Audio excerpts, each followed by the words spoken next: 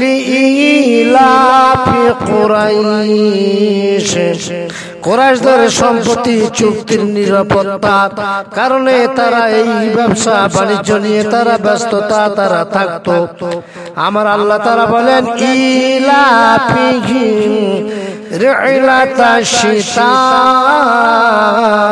ওয়াস-সাইফ, শীতকাল এবং গ্রীষ্মকালে তাদের চুক্তি থাকতো যে আমরা সফরে যাব, আমরা ব্যবসা আমরা বাণিজ্য আমরা করব।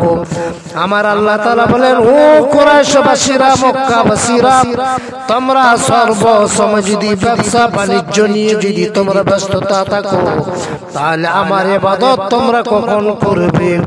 এই সম্পর্কে আমার আল্লাহ তাআলা বলেন ফালইয়াবুদু রাব্বাহা যাল বাইত, হে মক্কাবাসীরা তোমাদের উচিত হলো কাবা ঘরের যিনি মালিক আমার আল্লাহ তাআলা, সেই ঘরের মালিকের ইবাদত বন্দেগী করো, মালিকের কাছে তোমরা মাথা নত করো।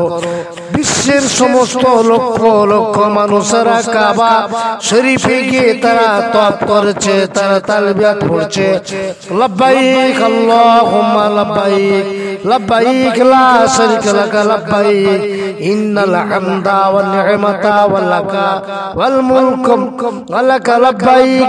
তাই আল্লাহ তাআলা বলেন ফালইয়াবুদু, হে মক্কাবাসীরা তোমরা আমার ইবাদত করো, রব্বা হাযাল বাইত, এই কাবা ঘরে যিনি নাকি মালিক সেই কাবা ঘরের মালিকের কদমে তোমরা সাজদা করো। আমার আল্লাহ তাআলা বলেন কেন তোমরা সাজদা করবে?